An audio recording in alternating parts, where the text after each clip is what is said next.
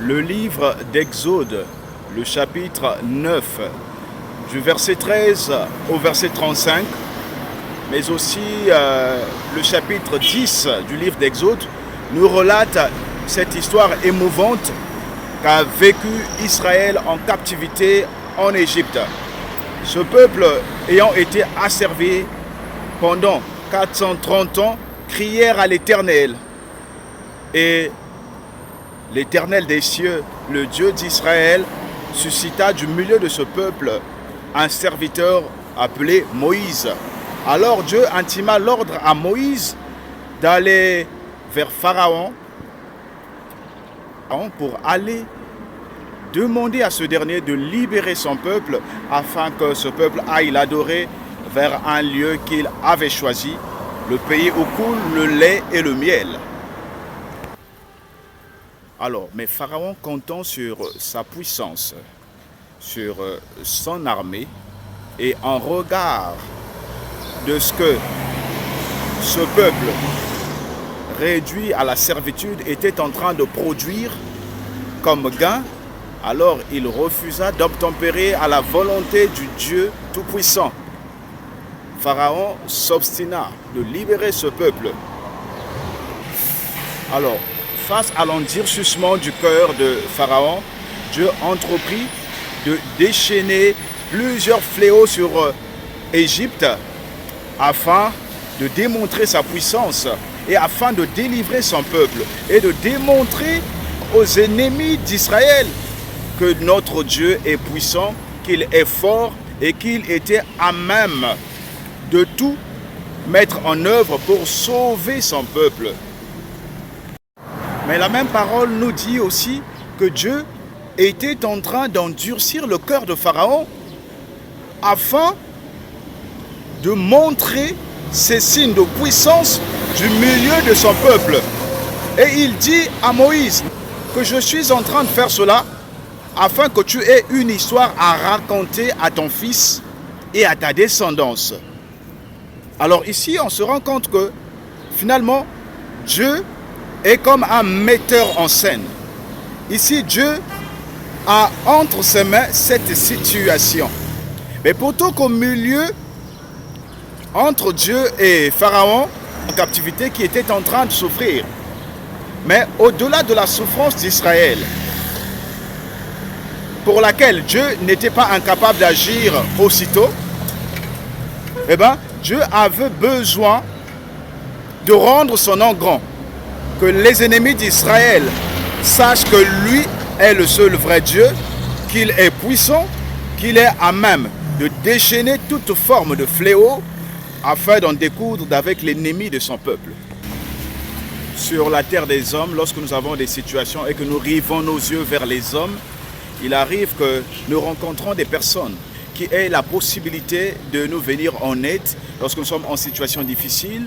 Eh bien, parfois, ils n'ont pas la volonté, finalement, de nous rendre ces services-là. Ils n'ont pas la volonté. Il arrive aussi qu'on puisse rencontrer une catégorie de personnes qui ont la volonté de nous venir en aide, mais n'ont pas la capacité. Or, ce n'était pas le cas avec Dieu, car Dieu avait la capacité de sauver Israël, mais au-delà de ça, il avait aussi la volonté de lui faire du bien. Lorsque Israël était en train de crier à notre Dieu, Dieu était au courant de la souffrance de son peuple qu'il aimait tant. Mais Dieu se servait aussi de cette situation de souffrance de son peuple, afin de rendre son nom grand, afin que les nations païennes sachent que lui seul est le vrai Dieu, qu'il est capable de changer les circonstances, qu'il est capable de faire appel au fléau et pour détruire des nations rebelles. Il t'arrive certainement, bien-aimé, de traverser des situations difficiles. J'ignore ce que tu es en train de vivre présentement, à l'instant où tu es en train de lire cette vidéo. Et tu te dis certainement, Dieu m'a abandonné. Il ne veut pas exaucer mes prières. Tu te dis certainement que Dieu t'a abandonné. J'aimerais te dire, mon frère ou ma soeur, il n'en est rien de tout ça. Lorsque tu es avec le Seigneur, lorsque tu es dans la prière et que tu restes dans la constance, dans la présence de Dieu, quand bien même que tu es en train de souffrir, Dieu n'est pas loin de toi, il est en train de t'écouter. Mais au-delà de ta souffrance qu'il est en train de voir, il a la volonté, la capacité de te sauver. Mais pourquoi cela perdure? Mais parce que quelque part, il a besoin de rendre son nom grand.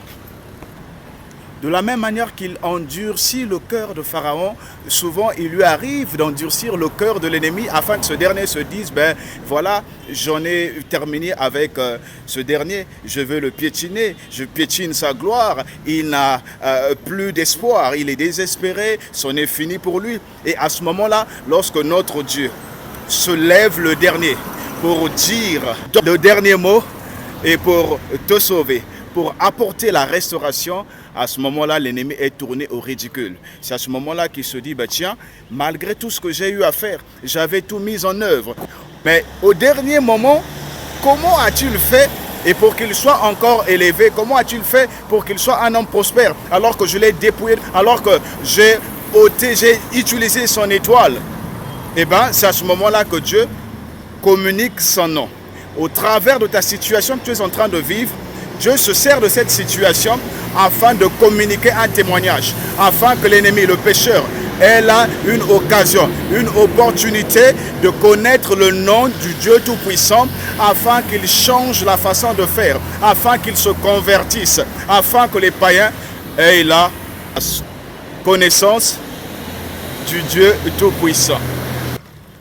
Au regard des fléaux que Dieu avait déchaînés sur Égypte, Pharaon avait fini de dire à Moïse, j'ai péché contre le Dieu Tout-Puissant.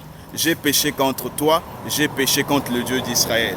Ici, Pharaon avait pu reconnaître le nom de Dieu. Dieu avait rendu puissant son nom chez les nations païennes. C'est ce qui nous arrive très souvent aussi. Parfois, on est empressé d'avoir la solution. On se dit que Dieu nous a abandonnés. Non, Dieu ne t'a pas abandonné.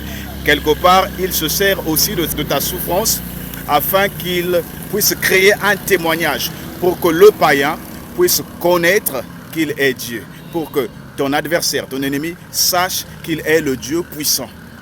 Donc, lorsque tu es dans la souffrance et que tu es sous l'abri du Très-Haut, dans la présence du Très-Haut, ne te dis pas qu'il ne te voit pas. Ne te dis pas qu'il t'a abandonné, non. Tu es à la bonne adresse, continue et persévère. Dis-toi que tu es en train de servir à la connaissance du nom de Dieu chez les nations païennes, chez tes ennemis. Notre Dieu est le maître de temps et de circonstances. Et la parole de Dieu déclare que tout concourt au bien de ceux qui aiment l'Éternel. Donc, en toute circonstance que tu es censé traverser, trouve la possibilité de rendre à Dieu des actions de grâce. Rends gloire à l'Éternel car il n'est pas loin de toi. Le fait que tu es en train de perdurer dans une vie de souffrance ne veut pas dire qu'il t'a abandonné, non. Même dans la souffrance, tu es serviteur de Dieu. Certains se disent que être serviteur de Dieu, c'est être à l'église, avoir un titre quelconque, être diacre ou diaconesse, avoir le micro, prêcher la parole de Dieu. Non, il y en a aussi des personnes qui arrivent dans l'église comme des fidèles, qui sont aussi des serviteurs de Dieu. Alors Dieu se sert du parcours qu'ils ont. Dieu se sert de cette expérience-là afin d'évangéliser. Au travers de la situation difficile que tu es en train de traverser, Dieu s'en sert afin d'évangéliser les nations païennes, afin d'évangéliser les sorciers de ta famille, afin d'évangéliser les magiciens, afin d'évangéliser les occultistes qui t'emmerdent nuit et jour, qui t'empêchent de dormir. Alors, tiens bon quand tu es dans la souffrance, agrippe-toi à Dieu, comme ce fut le cas de la femme qui avait la perte des sangs, qui s'était accrochée au pan du vêtement de Jésus. Dans les situations difficiles, Dieu évangélise au travers de la vie de ces enfants qui sont dans une incroyable souffrance. Le monde se dit qu'on l'a déjà donné dans ce monde, son étoile ne peut plus briller. Alors Dieu vient à ce moment-là, change les circonstances, il apporte la délivrance dans la vie de son fils ou son serviteur.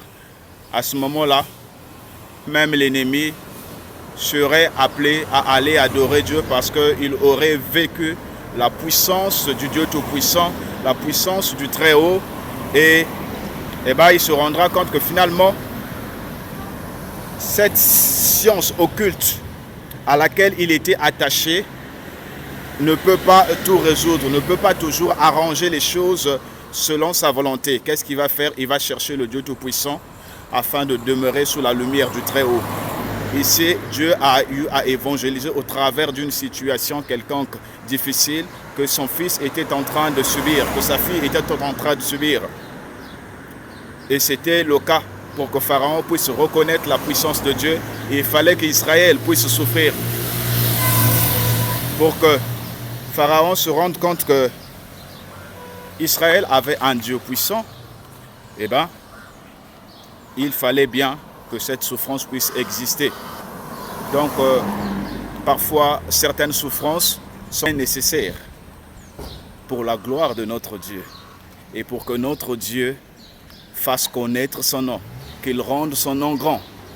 Et au-delà de la souffrance, Dieu également évangélise au travers des moments de bonheur que vivent ses enfants, ses serviteurs, à l'endroit, à l'égard des païens, qui sont parfois dans des situations difficiles. Lorsque un païen prend plaisir à admirer la vie prospère d'un enfant de Dieu, lorsque le païen se rend compte que ce dernier, il vit dans une certaine prospérité, il vit un certain bonheur, et que ce bonheur n'a pas pour source les sciences occultes, alors le païen se dira, bah tiens, il a un Dieu puissant, c'est que Dieu est fort. Et qu'est-ce que je veux faire? Ben, je suis appelé moi aussi à suivre ce papa, à suivre cette maman, afin que son Dieu soit aussi mon Dieu. Donc là aussi, Dieu est en train d'agir, de rendre son nom grand au travers des conditions merveilleuses que vit son enfant ou sa fille. Donc Dieu s'en sert. Dieu se sert de toutes sortes de situations que nous traversons afin d'évangéliser les hommes qui nous entourent pour rendre son nom grand.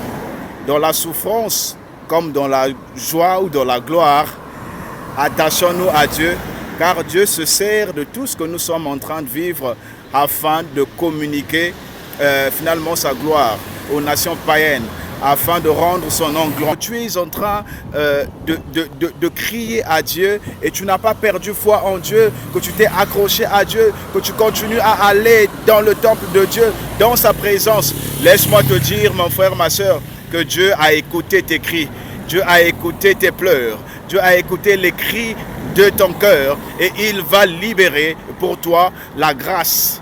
Il va libérer pour toi le prodige. Il va libérer pour toi le miracle. Le temps du miracle n'est pas révolu.